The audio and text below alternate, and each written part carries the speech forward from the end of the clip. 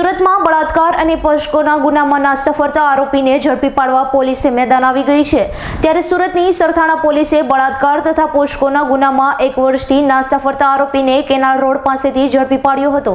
Surat police commissioner Anupamsinh Gahlot સાહેબ તથા ખાસ police commissioner sector 1 Wabang Jamir ઓની સૂચના મુજબ તથા નાયબ police commissioner zone 1 Alok Kumar અને મદદનીશ police commissioner A division VR પટેલનાઓની સૂચનાઓથી માર્ગદર્શન હેઠળ સરથાણા પોલીસ સ્ટેશન વિસ્તારમાં નાસ્તા ફરતા આરોપીને શોધી કાઢવા તથા એન્ડિકેટ ગુનાઓથી શોધી કાઢી કાયદેસરની કાર્યવાહી શરૂ કરાઈ હતી।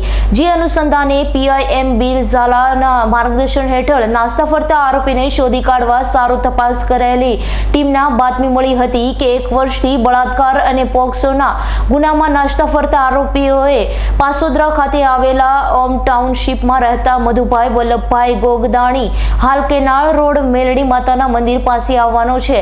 જે માહિતીના આધારે સરથાણા પોલીસ મથકના પીઆઈએસ એમજી લીંબોલા તથા અનાર્મ પોલીસ કોન્સ્ટેબલ જગીશભાઈ કરમભાઈ તથા woman arm police constable Nainaben ત્યાં જઈને આરોપી મધુભાઈ વલ્લભભાઈ ગોદાણીને ઝડપી તેની ધરપકડ કરી તેની વિરુદ્ધ કાયદેસરની કાર્યવાહી હાથ ધરી હતી। Bureau report S9 news Surat.